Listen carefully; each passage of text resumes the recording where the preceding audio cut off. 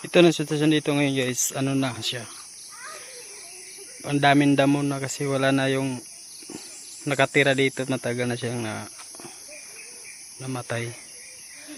Kaya ngayon ito na yung sitwasyon dito, wala nang lahat. Pambihira na lang ang pupunta dito. Ngayon tayo nakabalik dito, ilang buwan bago mawala siya guys. Ngayon lang tayo nakabalik dito. Dami namin dito.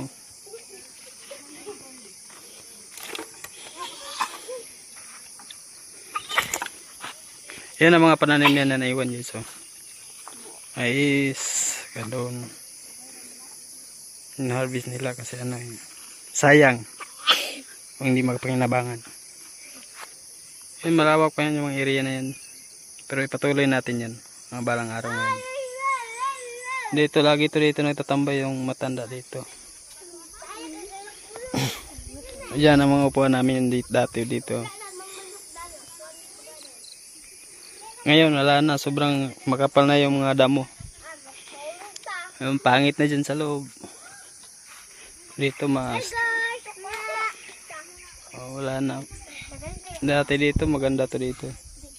Malinis to, ngayon wala na. Yan ang naiwan niya na mais, yung mga abaka, yung mga magyum na maraming puno dyan. Pero sayang, hindi na matuloy yan kasi ano. Puputulin natin yan kasi iba ang gawa natin na farm dito tayo. Balang araw.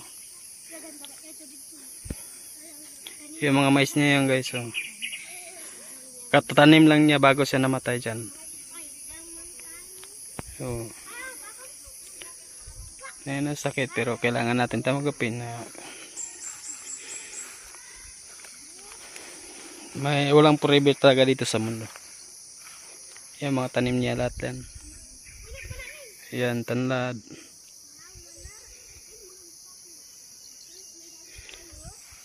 Yung abaka niya sobrang dami na to guys. Diyan hanggang dito. Hanggang sa baba. Paikot doon. Baka lahat yan. Nandun bang may mga prutas din doon marami. Pero puputulin na rin natin yan. Hindi natin pabayaan tong area niya guys. Patuloy natin to.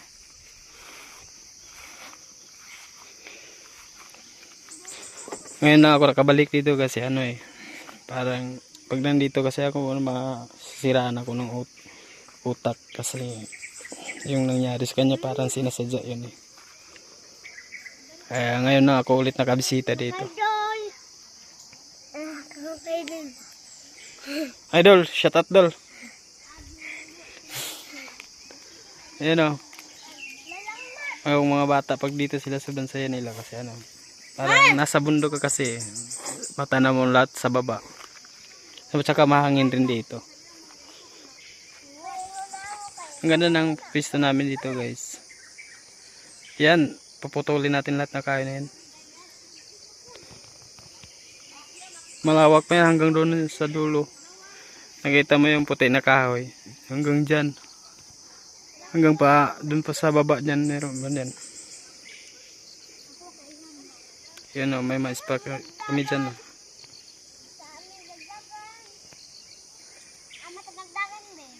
Dito sobrang malinis na dati dito. Sobra to daming manok dito.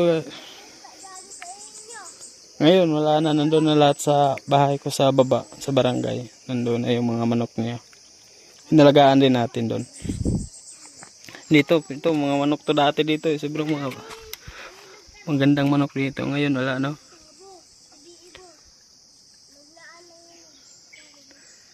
lahat ng mga manok niya nandun na sa baba. Yung mga paitlogan to. Ngayon guys, wala na guys. Sobrang daming pangarap namin nun.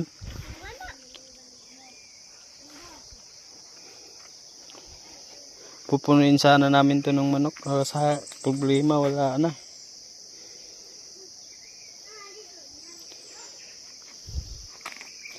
Sama ko sana yun kahit saan kami punta magtalpak ng manok. Kahit dito kami umuwi kasi magmotor na lang kami pag hapon na. Yung mga barangay dito nakatuyok lang to eh. Sa palibot.